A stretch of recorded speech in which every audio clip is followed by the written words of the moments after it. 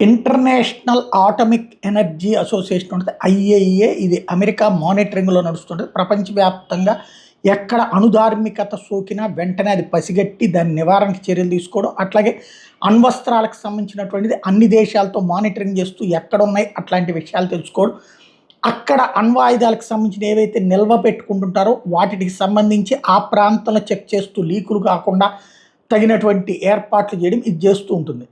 ఐఏఈఏలో ఇరాన్కి సంబంధించి అనేక సార్లు తనిఖీ చేసింది. ఇరాన్ పెట్టినటువంటి యురేనియం శుద్ధి ప్రాబ్లమ్స్ ఉన్నాయని చెప్పి ఐడెంటిఫై చేసి అది మార్చాలని చెప్పడం, అట్లాంటిది మారుస్తామని చెప్పుకురావడం, తర్వాత మళ్ళీ ఎక్కడ లీక్ లేని ఇట్లాంటివి అని చెప్పుకొచ్చింది. అయితే ఇరాన్లో ఉన్నటువంటి అణుస్థావరాలకు సంబంధించినటువంటి అణ్వస్త్రాలు లేకపోతే యురేనియం శుద్ధిది ఈ వ్యవహారాలన్నిటి సమాచారాన్ని అమెరికాకి ఐఏఈఏ చేరవేస్తే, ఆ సమాచారాన్ని అమెరికా కాస్త ఇజ్రాయెల్కి ఇస్తే ఇజ్రాయెల్ దాన్ని బేస్ చేసుకుని మొన్న తమని పేల్చింది అన్నటువంటిది ఇరాన్ ఆగ్రహం. దాంతో ఇరాన్ తాజాగా ఐఏఈఏ నుంచి వైదొలుగుతున్నట్టు ప్రకటించింది. తద్వారా కీలకమైనటువంటి నిర్ణయం తీసుకున్నట్టే.